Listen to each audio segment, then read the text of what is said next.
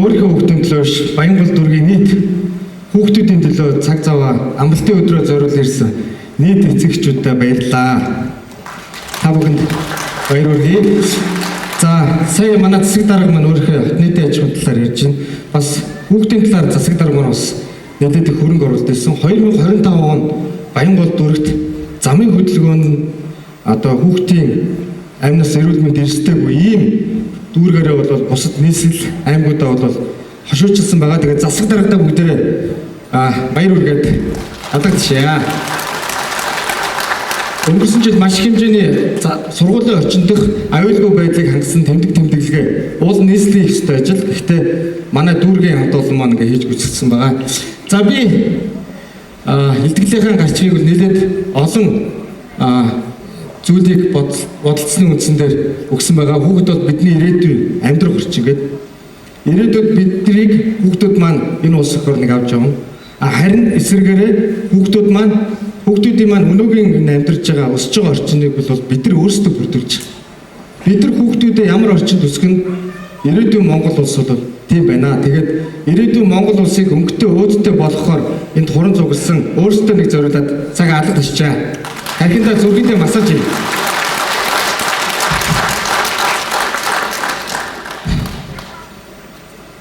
Би өнөөдөр Баянгол дүүргийн иргэдийн хурлын даргын хувьд бол энэ үйл ажиллагаанд оролцоогүй. За Баянгол дүүргийн жирийн нэг аав дөрвөн хүүхдийн аавын хувьд та бүхэнтэй бас өөрийнхөө туршлагаас харилцсан гэж санал солилцоо гэж ирсэн байж байгаа. За дараагийн слайд явъя. Намайг болон дэлхийн маш олон аав ээжүүдийг эерэг өөрчлөлтөнд уриалсан ийм өдөртөгчнөр байдаг. Тэдний тэр эерэг өөрчлөлтөнд уриалсан тэр ишлэлүүдээс та бүхэндээ бас хуваалцъя. За Английн ерөнхий сайд юу гэж хэлсэн бэ гэхээр маш хэцүү цаг үед Англи улс орныг эдийн засгийн авд бол авч үлдсэн. Тэгээд эцэг эхчүүдэд өнөөгийн англи хүүхдүүд халамж хүлээсэн биш, харин хийсэн бүтээснээрээ бахархдаг тийм англи улсын иргэд болохын төлөө хэдүүлээ хамтарч ажиллая гэдэг тэр алдарт үгээ хэлж байсан байна. Та бид бүхний мэдих Холливуд алдарт үлдсэн Шварценеггер байж байна. За ер нь дөрөв хүүхэдтэй.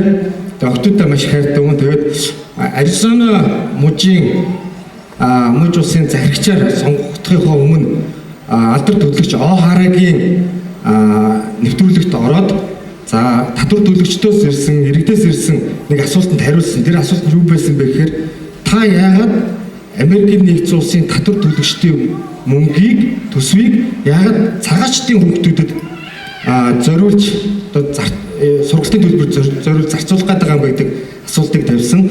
За Шварценеггер бол би бол өөрөө цагаач хүн, харин ирээдүйн Америкийн нэгдсэн улсын иргэд бол энэ одоо өнөөгийн цагаачдын хүүхдүүд юм аа. Миний хүүхдүүдийн өсөх орчин бол энэ цагаачдын хүүхдүүд юм аа. Тэгэхээр би энэ хүүхдүүдийг босролтой болгох ёстой гэдэг үгээ хэлээд Аризона муж улсын захирагчаар сонгогдсон байдаг. За дараагийн хүн бол Английн ерөнхий сайд Скот байж байна. За энэ хүний үг бол уул Нельсон Манделагийн хэлсэн үг. Гэтэ энэ хүн хэлээд бүр олон хүнд өрсөн. Юу гэхээр өнөөгийн Австрали улсын хүүхдүүд ямар орчинд өснө, ирээдүйн Австрали улс тийм байх болно гэдэг тэр алдарт үгээ хэлжсэн байна. За би та бүхэнтэй өнөөдөр бидний хамгийн гол зорилго бол эцэг эхчүүд нийслэлээр ямар амжилтанд хүрдэг вэ гэдэг гадаадын жишээг бас та бүхэнтэй хуваалцах гэсэн юм. Финланд улс, Сингапур улс хоёр бол дэлхийд боловсролоор 1-2-т уралддаг болсон. Финланд улсад ер нь дэлхийн нийтэд бидэрт тулгарч байгаа зовлон бэрхшээлүүд бүгдийг хүмүүжлэх асуудалч байсан. Финланд улс Кива гэж төсөл хөтөлбөрийг хэрэгжүүлж эхэлсэн. Энэ төсөл хөтөлбөрийн онцлог нь багш, сургуулийн захиргаа, эцэгчүүд нийлээд хүүхдүүдэд энэ бүлэдэх, энэ үеийнгийн дээрлэхэлт эсрэг хүмүүжүүлж төлөвшүүлж эхэлсэн. Юугээр хүүхдүүд буруу юмны хажуугаар дуугүй өнгөрдөг болсон.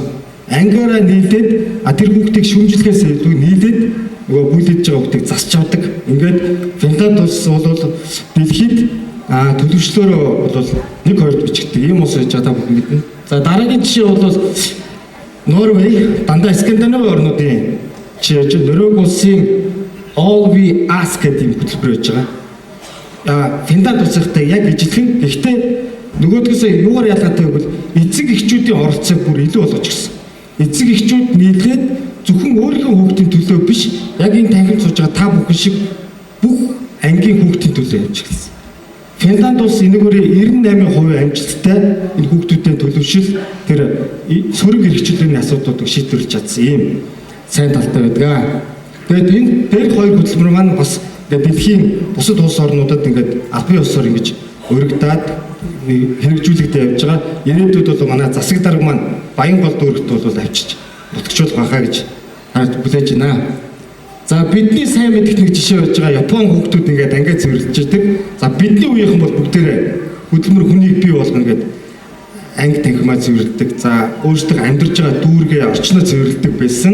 Тэгээ энэ маань бас Японы хүүхдүүдийн Японы үндэсний төлөвчлөлтөд бас маш асар их эерэг өөрчлөлтийг авчирсан.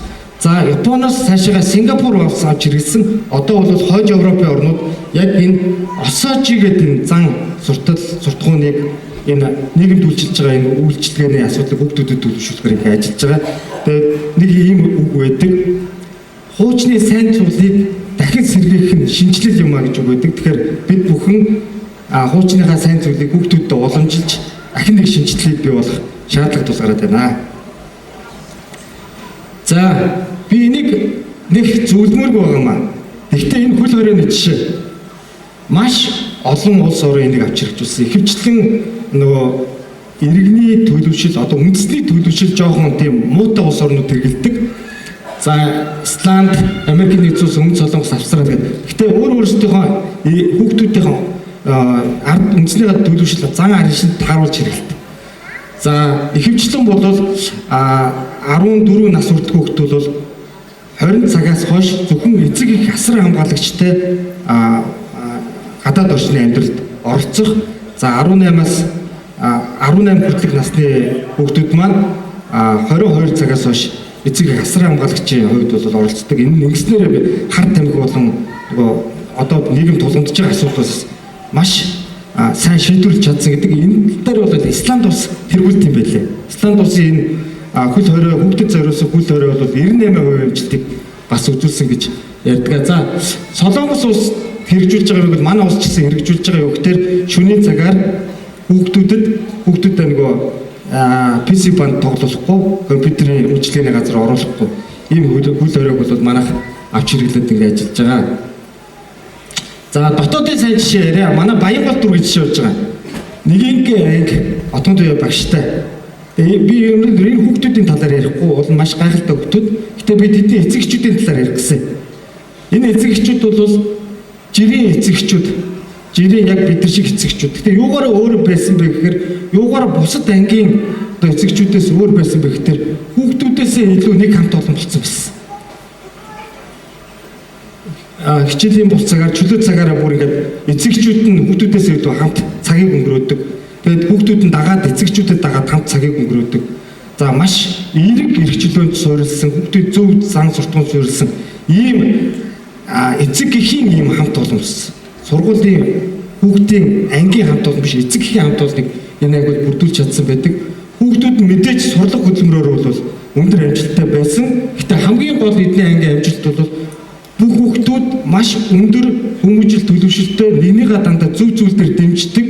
За хүндрэлтэй үед нь хамтдаа даван туулдаг, зөв зүйлээр хоорондоо өрсөлддөг ийм мундаг залуучууд октоодыг бэлдэж харсан. Одоо энэ ангийнхан маань энэ жил 1-р курст маш амжилттай суралцж байгаа. Төлөвшлийн ардталд дахиад сурлагын амжилт бол агуулгадж байгааг энэ ангийнхан гэрчилж байгаа. Тэгээ манай дүүрэгт бол ганцхан энэ анги биш, нэлээд хэдийн ийм ангиуд байгаа. Гэхдээ манай дүүрэг маань бүгдээрээ энэ 10-ын Б ангийнхан шиг юм болох хэрэгтэй.